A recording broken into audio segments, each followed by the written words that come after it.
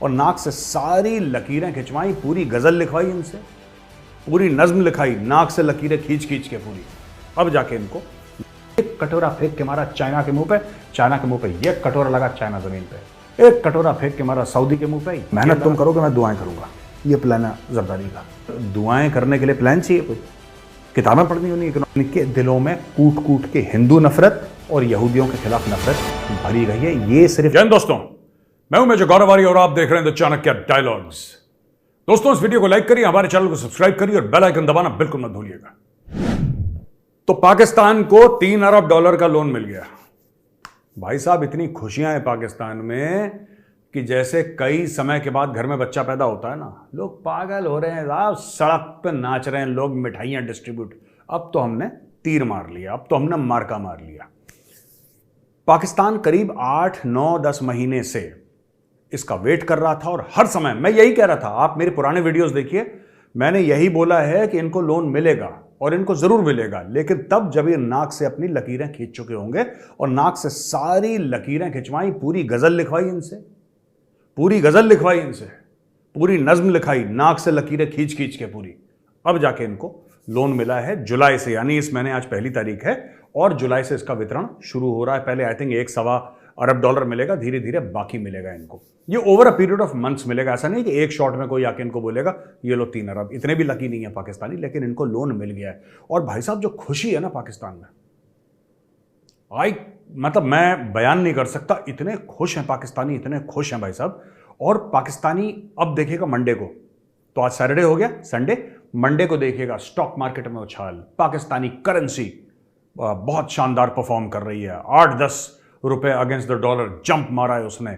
और एक खुशी का माहौल है और एक पॉजिटिविटी का माहौल है भाई पाकिस्तान में, क्योंकि लोन मिल गया। मैं आपसे ना 2-3 चीजें अब आपको बताना चाहता हूं। ये शहबाज शरीफ कहता क्या है? कहता बहुत कुछ है ये, वैसे करता कम है, लेकिन शहबाज शरीफ ने बोल दिया है कि साहब अब हमें सेंट्रल बैंक के फॉरेन एक्सचेंज रिजर्व को 14 बिलियन तक ले जाना है। ये डर ने बोला है, इशाक डर ने 14 बिलियन तक ले जाना है एंड ऑफ जुलाई तक। 14 बिलियन तक समझ लो। अभी ये 4 बिलियन है इनके पास आज की तारीख में, 10 बिलियन और 30 दिन के अंदर इनको ऐड करने हैं, अगले 30 दिन। एंड ऑफ जुलाई बोला है इसने। अब इसने एंड ऑफ जुलाई बोला, जब ये नहीं करेगा, जब ये नहीं कर पाएगा एंड ऑफ जुलाई तक 14 अरब, फिर ये पता क्या बोले? मैंने साल तो बोला ही नहीं था, मैंने ये थोड़ा ना बोला था 2023, तो 2030 तक करूंगा मैं। अभी तो 7 साल बाकी है, chill, relax, take it easy. Anyway, तो दोस्तों इसने बोला है कि एंड ऑफ जुलाई तक, और हम मान के चल रहे हैं 2023 का एंड ऑफ जुलाई तक, हमें क्या करना है कि पाकिस्तान के फॉरेन रिजर्व्स 4 से 14 अरब डॉलर ले जाने हैं। अब ये कैसे होगा? ये कैसे होगा ये नहीं बताया भाई ने। क्या पाकिस्तान के अचानक एक्सपोर्ट बढ़ जाएंगे? पाकिस्तान ने कोई नई सॉफ्टवेयर बना ली है, पाकिस्तान ने कोई नया मोबाइल फोन बना लिया है, कोई टीवी बना ली है, कोई गाड़ी बना ली है, पाकिस्तान ने कोई नई वॉशिंग मशीन, माइक्रोवेव ओवन, कुछ तो ऐसा होगा जो पाकिस्तान थोक के हिसाब से करोड़ों की तादाद में अमेरिका भेजेगा, यूरोप भेजेगा, पूरी दुनिया में मिडिल ईस्ट भेजेगा, चीन भेजेगा, और फिर वहां से लबालब पैसे आएंगे। क्या ऐसा कुछ है? नहीं। प्लान यह है कि बॉस मांगो मांगो और इतनी बेशर्मी से मांगो कि सामने वाला देने पर मजबूर हो जाए। सामने वाला ये बोले कि नहीं यार सुन, ये ले, मेरे गले की चेन ले, हाथ की घड़ी ले, उंगलियों की अंगूठी ले, पैर के जूते ले, उसके अंदर जुराब ले, मेरे कपड़े ले, मेरा जो भी अंदर भी पहना हूं मैं, जांगिया बनियान, तू सब ले ले भाई, बस तू जाने का नाम ले, जाने का नाम ले, जाने का नाम ले। ये प्लान है इनका, मैं बता रहा हूं, और कोई प्लान नहीं है इशाक डर का। अच्छा जी, दूसरी चीज, मैं एक और चीज बताता हूं आपको, बड़ी खतरनाक। शहबाज शरीफ का एक ट्वीट देखिए साहब, ऐसे होने चाहिए लीडर। अल्हम्दुलिल्लाह, I am pleased to announce that Pakistan has reached staff level agreement with the IMF on a 9-month US $3 billion standby agreement. This agreement will help strengthen Pakistan foreign reserves. और फिर कहता है कि Pakistan to achieve economic stability and put the country on the path of sustainable economic growth, inshallah. I would like to appreciate the efforts and hard work of Finance Minister Ishaq Dar and his team at the Ministry of Finance for achieving this outcome. I would also like to thank MD IMF, ये Christiana है इसका नाम से, Georgieva and a team at the IMF for their cooperation and collaboration, especially during the course of last week. तो दोस्तों, शहबाज शरीफ ने अपने tweet में अल्हम्दुलिल्लाह भी लिख दिया, उसने इंशाअल्लाह भी लिख दिया। उसने क्या क्या नहीं लिखा, उसने कैसे कैसे अल्लाह का नाम नहीं लिया। मुझे जब पहले मैंने इसका ट्वीट देखा अल्हम्दुलिल्लाह, मैं दिल डूब गया। मैंने बोला इन्होंने कश्मीर फतेह तो नहीं कर ली? और पाकिस्तानियों ने कहीं सब्ज हिलाली परचम कहीं श्रीनगर में तो नहीं लहरा दिया यार, इतना कॉन्फिडेंस। फिर मैंने देखा भाई ये तो लोन मिल गया इनको यार, ये लोन की बात कर रहे हैं। मुझे लगा इन्होंने कश्मीर फतेह कर लिया है। अल्हम्दुलिल्लाह, बिस्मिल्लाह, सुभान अल्लाह, माशा अल्लाह, हैं इतनी खुशी। वो गाना नहीं है कि ये मुझे खुशी मिली इतनी कि दिल में ना समाए, ये देखो यार। तो ये भाई साहब इन्होंने बोल दिया। एनीवे, अब हम आते हैं मुद्दे पे।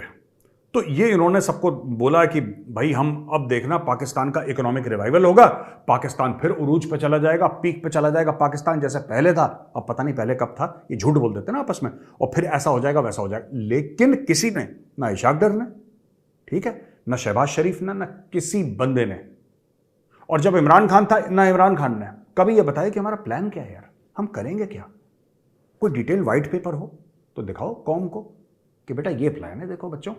हम ऐसे कुछ नहीं, सब झूठ, सब मक्कारी। हम भीख मांग मांग के सुपर पावर बन जाएंगे। हम इतनी भीख मांगेंगे कि हमारे सामने चाइना, अमेरिका, यूरोप, रशिया सब घुटने टेक देंगे। इनका ये प्लान है पाकिस्तानियों का। एक कटोरा फेंक के मारा चाइना के मुंह पे, चाइना के मुंह पे ये कटोरा लगा चाइना जमीन पे। एक कटोरा फेंक के मारा सऊदी के मुंह पे, ये लगा सऊदी जमीन पे। एक कटोरा मारा सीधा यूएई के मुंह पे, यूएई जमीन के ऊपर। मैं आपको बता रहा हूं, ये जो एससीओ समिट होना था ना इंडिया में, शंघाई कोऑपरेशन ऑर्गेनाइजेशन का समिट, मोदी जी ने ऑनलाइन कर दिया। वरना शहबाज शरीफ को भारत आना था, सबको भारत आना था। मोदी जी ने बोला नो, ऑनलाइन। क्योंकि उनको पता लग गया होगा, विश्वसनीय सूत्रों से, खुफिया सूत्रों से उनको पता लग गया होगा ये मांगने के प्लान से आ रहा है यहाँ पे। भाई आप मेजबान हैं, मोदी जी मेजबान हैं, वहां पे दुनिया भर के मतलब 5, 7, 10 जो बड़े बड़े लोग हैं, उनके हेड्स ऑफ स्टेट वो वहां पे आके बैठे होंगे। चाइना का शी जिनपिंग बैठा होगा, ये आपके जितने भी स्तान कंट्रीज हैं वो बंदे बैठे होंगे, इंडिया बैठा होगा, सब लोग। बीच में आएगा ये, बीच में आएगा कौन? शहबाज शरीफ।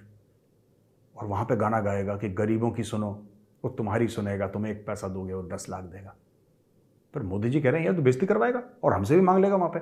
और एक बात बताओ, अगर सामने बैठ के दोस्तों, अगर शहबाज शरीफ ने मोदी जी से मांग लिए 4-5 अरब डॉलर, मैं बार बार ये बात कहता हूं, बार बार, और ये बड़ी इंपॉर्टेंट बात है, मैं मजाक नहीं कर रहा। अगर 4 लोगों के बीच में महफिल सजी है, सब लोग बैठे हैं, ग्लोबल अफेयर्स की बात चल रही है, एससीओ कोई छोटा फॉर्मेट नहीं है, कोई छोटा फोरम नहीं है, वो बड़ा फोरम है, ठीक है। वहां पे बात चल रही है, पूरी दीन दुनिया की खबर, ये वो, आप ऐसा करेंगे, इतने ट्रेड, कितने अरब का, तुम इतने अरब का देता, हम इतने अरब का चेक देता तुम्हें, लाओ इधर, ये चल रहा है वहां पे। बीच में अचानक शहबाज शरीफ आ जाए और बोले सबसे, सुनो सब 2-2 अरब निकालो यहां पे जितने बैठे हैं, तो क्या इज्जत रह जाएगी हमारी? क्या इज्जत रह जाएगी? मोदी जी कुछ बोल नहीं पाएंगे, ये सबके सामने मांग लेगा उनसे। तो बोला कि इसको ऑनलाइन करो। मैं बता रहा हूं इसके डर के मारे ऑनलाइन हुआ है, मुझे पक्का पता है इसके डर के मारे ऑनलाइन हुआ है दोस्तों। अच्छा जी, शहबाज शरीफ ने एक और भंड मारा, सॉलिड भंड मारा। ये सारे के सारे भंड मारते हैं। जरदारी ने मारा था ना, जरदारी ने बोला था मैं 4 अरब से 100 अरब ले जाऊंगा, और फिर उसके बाद क्या बोला था जरदारी ने, जिसमें मुझे कह रहा था कि मैं मेजर गौरवारिया रॉका एजेंट है, उसमें क्या कहता है? उसमें कहता है, सामने जो लोग बैठे थे तो लोगों ने, किसी ने पूछा होगा जनाब आपका क्या प्लान है? 4 अरब से 100 अरब ले जाना है आसिफ अली जरदारी को, पाकिस्तान के फॉरेन एक्सचेंज रिजर्व। जनाब प्लान क्या है? कह रहा मेहनत तुम करोगे, मैं दुआएं करूंगा। ये प्लान है जरदारी का कि मेहनत तुम करोगे, मैं दुआएं करने के लिए प्लान चाहिए कोई? किताबें पढ़नी होनी इकोनॉमिक्स की, मैंने दुआ करनी है, ये हाल है इनके, ठीक है।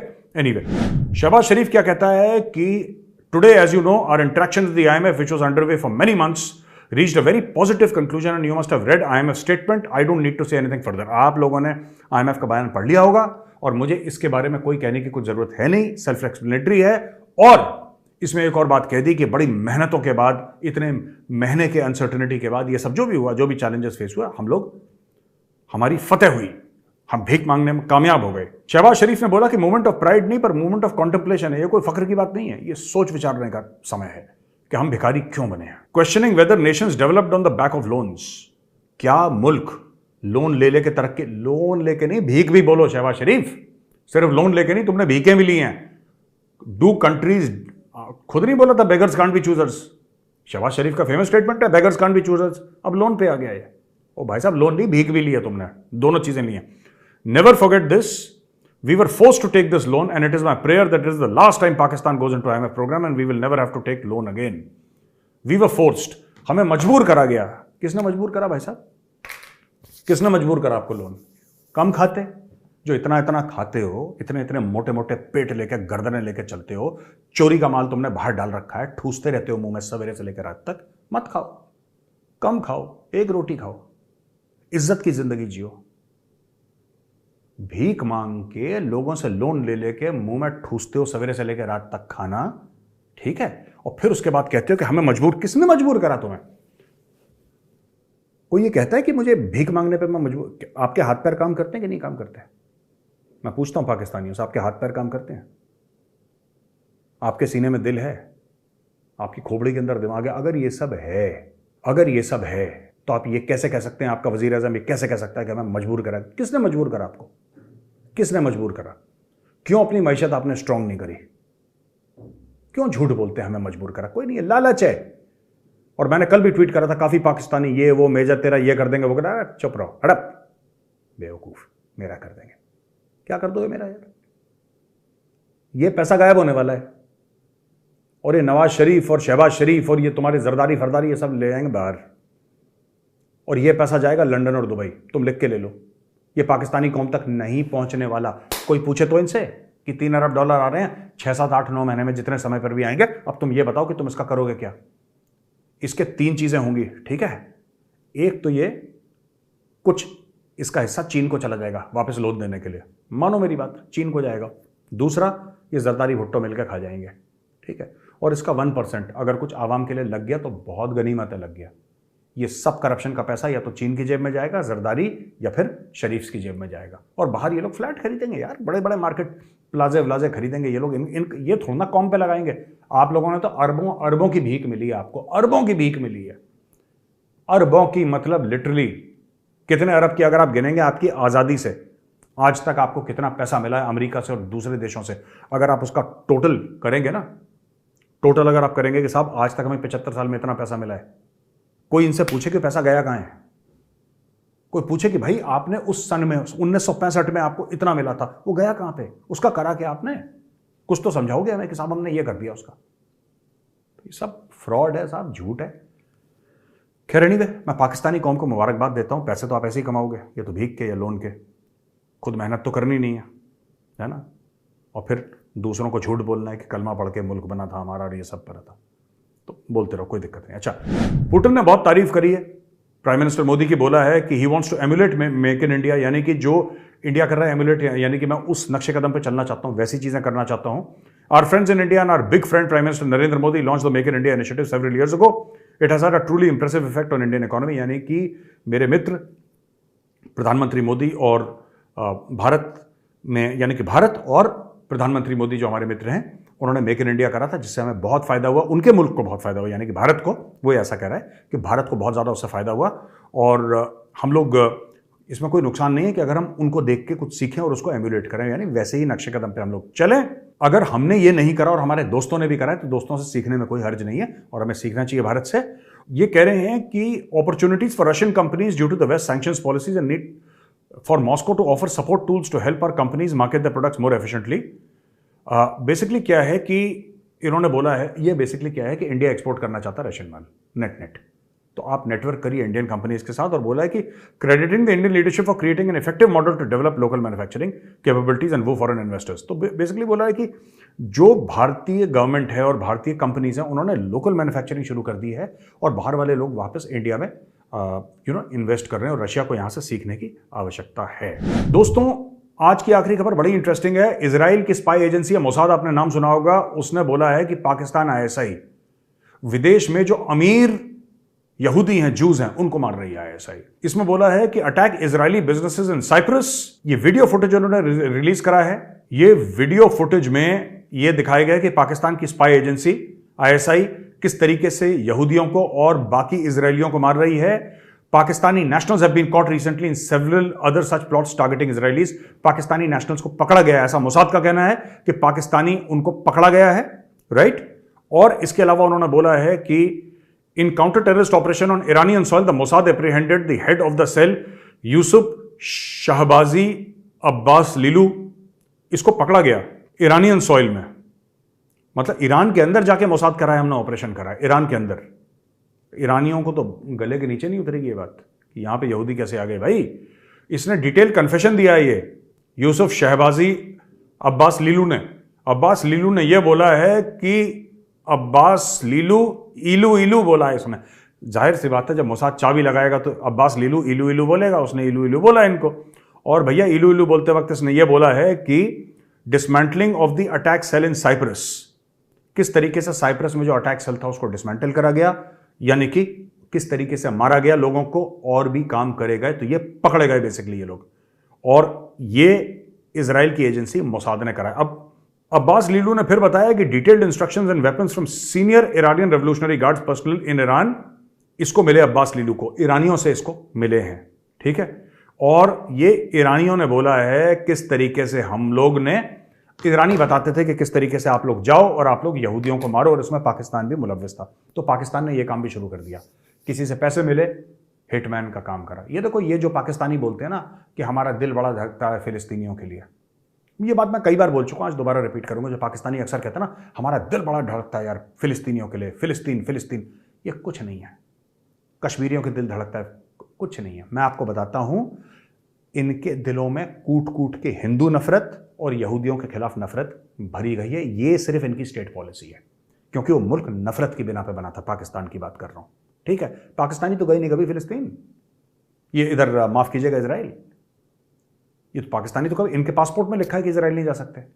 और जब आप कभी इजराइल गए नहीं, आप नफरत क्यों करते हैं? मैं आपको बताता हूं, इसके पीछे, मैं कहना नहीं चाहता, लोग बोलेंगे कम्युनल हो गया, इसके नीचे सीधे सीधे रिलीजियस कारण है, धार्मिक कारण है, जिसकी वजह से पाकिस्तानी जो हैं ये, और बाकी मुसलमान हेट नहीं करते। आप देखा अरब स्टेट्स में वो सब नॉर्मल हो गए, पहले जो भी लड़ाई झगड़ा था सब नॉर्मल हो गए।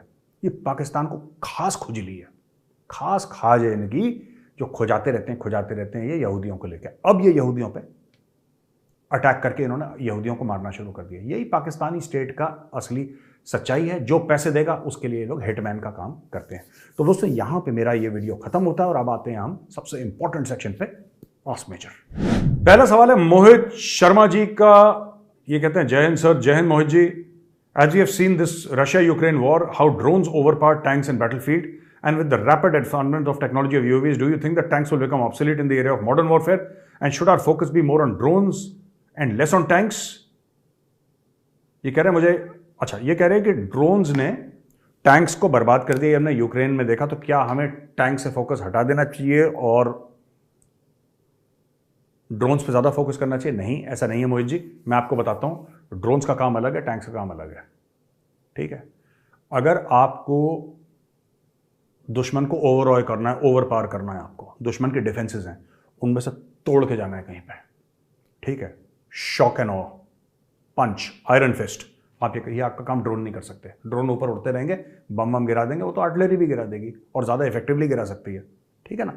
तो ऐसी बात नहीं है, हर एक चीज़ का अलग काम होता है। आप प्लीज़ ये मत सोचिए कि ये ड्रोन है, ड्रोन ने वो गिराया तो टैंक खत्म हो गया, ठीक है ना। ये कुछ सालों तक एंटिसिपेट नहीं करा था लोगों ने कि टैंक को आप ड्रोन से भी मार सकते हैं। अब आपने एंटिसिपेट कर लिया है। आप देखिएगा साल भर के अंदर कोई ना कोई देश ऐसी टेक्नोलॉजी बना देगा जिससे कि ड्रोन से अगर बम गिरेगा नीचे तो टैंक को असर नहीं पड़ेगा। रिएक्टिव आर्मर साइड में दे रखा है, रिएक्टिव आर्मर ऊपर दे देंगे ये लोग, या कुछ करेंगे XYZ, मुझे नहीं पता। या फिर कुछ ऐसी चीज़, ऐसे वेपन उसमें लगे होंगे कि सामने से कोई भी आए तो ऊपर से इसको मतलब बर्बाद कर दे इसको। तो ऐसा नहीं है, टैंक्स के बिना आप लड़ाई नहीं लड़ सकते, ठीक है। ड्रोन्स इतना, हम लोग क्या होता है, हर चीज़ रोमांटिसाइज कर देते हैं। हमारी आदत है कि हम लोग सोशल मीडिया पे हर चीज़ रोमांटिसाइज कर देते हैं। हर तीसरा बंदा अपनी डीपी पे बलिदान का बैज लगा के रखा है। पैरा SF नहीं लड़ सकती इन्फेंट्री के बिना। मैं स्पेशल फोर्सेस की बात कर रहा हूँ, नहीं लड़ सकते वो इतना राशन ही कैरी नहीं करते, इतना एमुनिशन ही कैरी नहीं करते कि डट के लड़ लें। कुछ समय तक लड़ सकते हैं, स्पेशलाइज्ड ऑपरेशन होते हैं उनके, हाईली इफेक्टिव होते हैं, लेकिन उनका एक लिमिटेड काम है। पैरा SF का उनका एक लिमिटेड काम है। उस लिमिटेड काम से ज़्यादा अगर आप उनसे देंगे तो वो भी फेल हो जाएंगे, क्योंकि लड़ाइयाँ ऐसे नहीं होती, ठीक है ना। लड़ाइयाँ, रशिया के पास स्पेट्सनाज़ है, ठीक है। क्यों नहीं रशिया जीत गया यूक्रेन का war? They have among the finest special forces in the world, क्यों नहीं जीत गया? तो ऐसा नहीं होता। हम लोग ना हर चीज़ रोमांटिसाइज, देखिए मैं आपको एग्जाम्पल देता हूँ सर ना, ड्रोन का। तो आपने बोला कि पैरा SF ने ऑपरेशन करा, ठीक है। पैरा SF ने ऑपरेशन करा, एक जगह को बर्बाद कर दिया। अब उसको लेने के लिए इन्फेंट्री को आना पड़ेगा। पैरा SF उस ग्राउंड को होल्ड नहीं कर सकती, क्योंकि इनके पास नंबर्स नहीं है, इनके पास वो वेपन्स एंड एमुनिशन नहीं है, और इनकी टैक्टिक्स इनको अलाउ नहीं करती। इनकी टैक्टिक्स है कोवर्ट ऑपरेशंस करने की, चुपचाप ऑपरेशन करा, ठोका, निकल लिए वहाँ से, इस टाइप के ऑपरेशंस, ठीक है। हाईली स्ट्रेटेजिक टारगेट्स को न्यूट्रलाइज करा। वो उनका काम है, उनसे बेहतर कोई नहीं कर सकता। लेकिन जो इन्फेंट्री का काम है उनसे बेहतर इन्फेंट्री से बेहतर कोई नहीं कर सकता। जो आर्मर्ड का काम है आर्मर्ड से बेहतर कोई नहीं कर सकता। ये हमें मानना पड़ेगा। Everybody is important. तो ये जो आप ड्रोन की बात करें ये बिल्कुल गलत है। दोस्तों जो दूसरा सवाल है वो ये है कि आयुष प्रकाश जी ने बोला है गुड इवनिंग ब्रदर। ये बिल्कुल ठीक आदमी है आयुष भाई, good evening. I hope you are fantastic and doing well. बहुत बहुत धन्यवाद। और आप भी Ayush ji, I hope you are doing well. कहते हैं मैं Bhole Baba give you immense happiness and strength. Thank you very much. और आपको भी भोले शंकर आशीर्वाद दें अपना। Kindly answer my one question, why is Indian army replace powerful SLR with the very low quality INSAS rifles? Even Pakistani army used M4 rifles which is better than INSAS rifle if I am not wrong. Kindly throw some light on it. अच्छा ना, ऐसे ही M4 जो है ना Pakistani army नहीं use करती। Pakistani army का और राइफल्स हैं। M4 देखिए, M4 कार्बाइन है, ठीक है ना, उसका काम अलग है। वो 5.56 है। पाकिस्तानी आर्मी 7.62 यूज करती है। And I think they use a Heckler and Koch variant और समथिंग लाइक दैट, ठीक है ना। हमने क्यों करा SLR को पावरफुल SLR को? SLR एक तो SLR का मतलब है सेल्फ लोडिंग राइफल, ठीक है ना। यानी कि SLR को आप एक बार ट्रिगर दबाओ तो एक बार गोली निकलती है। जैसे AK-47 में एक बार ट्रिगर दबाओ तो टर करके पूरा मैगजीन खाली। अगर आप दबाए रखें ट्रिगर, अगर आप छोड़ दें तो फिर 4-5 ही निकलेंगी, 2-3 ही निकलेंगी। SLR का ऐसा नहीं दोस्त, SLR का ठाक ठाक ठाक। तो इनको पता लगा, श्रीलंका में पहली बार इनको झटका लगा इंडियन आर्मी को। वहाँ पे LTT के पास AK-47 थी, इनके पास SLR थी। जब तक एक गोली फायर करते थे वहाँ से 10 आती थी। तो ये ड्रामा वहाँ पे शुरू हुआ। फिर कश्मीर में देखा, नॉर्थ ईस्ट में देखा कहीं, तो इंडियन आर्मी ने बोला कि नहीं। अब ये 5.56 पे क्यों गए? 5.56 essentially is a NATO calibre. NATO countries use करती थी। और आइडिया उस जमाने में जो मुझे बताया गया है, ठीक है ना, जो मुझे सिखाया गया था फौज में, अब डिटेल तो मुझे नहीं पता, लेकिन हमें यह बताया गया कि साहब ये गोली ऐसी है 5.56, एक तो ज़्यादा बंदा इस्तेमाल ले आ पाएगा क्योंकि हल्की गोली है, तो सोल्जर कैन कैरी मोर। दूसरी चीज़ है TRB था उसमें 3 राउंड बर्स्ट, कि ज़्यादा गोली भी वेस्ट नहीं होगी। आप सिंगल शॉट पे करो या TRB करो तो टट टट टट करके 3 बार, एक बार में 3 गोलियां निकलती हैं, तो उससे आपकी एम्यूनिशन भी सेव होगी। फिर बोला कि कैलिबर 5.56 क्यों रखना है? कि आदमी मरेगा नहीं, आदमी घायल हो जाएगा। और आदमी घायल होने के बाद फिर वो क्या होता है कि जब सोल्जर ख़त्म हो जाता है ना, फिर तो ठीक है वो ख़त्म हो गया, पर अगर वो घायल है फिर उसको पीछे लेकर आना, तो 2-3 लोग उसमें लग जाएंगे उसको लाने के लिए और उसको उठाने के लिए और पीछे ले जाने के लिए। तो वहाँ पे और फिर वो चीखेगा चिल्लाएगा, लोगों का मोराल कम होगा। ये काफ़ी कारण हमें बताए गए थे जब मैं फौज में था। ये डिस्कस होती थी चीज़ें, तो मैंने भी सुनी है, ठीक है ना। अब असली कारण क्या था वही जाने जिसने अप्रूव करा। अब आप पूछे कि क्यों ये हथियार घटिया है? ये घटिया हथियार इसलिए क्योंकि उस ज़माने में हमारी मैन्युफैक्चरिंग घटिया थी, ठीक है। और आज की तारीख में भी हमारी मेटलर्जी कुछ खास नहीं है। We are improving day by day और फॉरेन टेक्नोलॉजीज आ रही हैं। लेकिन आप ज़रा इस पर सोचिएगा कि भाई इसरो रॉकेट भेज सकता है ना, हम लोग ब्रह्मोस मिसाइल बना सकते हैं, हम लोग सैटेलाइट्स बना सकते हैं, हम लोग वो काम कर सकते हैं जो दुनिया में कोई देश नहीं कर सकता। राइफल नहीं बनी इनसे। इसके पीछे सिस्टमिक फेलियर है कहीं ना कहीं, जो कि अब दूर हो रहा है। अब सरकार ने जो चाबी लगाई है ना इनको, अब जाके दूर हो रहा है। लेकिन किसी दिन बैठेंगे यहाँ पर, मैं आपको बताऊंगा कि चक्कर क्या है इसके पीछे। और इसके बाद बड़ा विचित्र चक्कर है। It's a very deep rooted problem, ठीक है। आपका मैन्युफैक्चरिंग एक्सीलेंस, मैं वेपन्स की बात कर रहा हूं, मैं गाड़ियों की, वैक्सीन की, इन सब बातें नहीं कर रहा, मैं हथियार की बात कर रहा हूं। आपका मैन्युफैक्चरिंग एक्सीलेंस कभी आया ही नहीं। अब आना शुरू हुआ है आपका, अब शुरू हुआ है आपका, शुरू हुआ है, कहीं पहुंचा नहीं है, अब शुरू हुआ है, अब पहुंचेगा और वर्ल्ड के टॉप तक पहुंचेगा। भारतीय हथियार टॉप तक पहुंचेंगे। लेकिन आज की तारीख में शुरुआत हो गई है। ये शुरुआत 1947 में हो जानी चाहिए थी, जो अब शुरू हो रही है। तो दोस्तों वीडियो देखने के लिए ना बहुत बहुत धन्यवाद आपका। अगर वीडियो पसंद आए तो वीडियो को लाइक जरूर करिएगा, हमारे चैनल को सब्सक्राइब करिए, बेल आइकन दबाना बिल्कुल मत भूलिएगा दोस्तों। जय हिंद, वंदे मातरम, भारत माता की जय।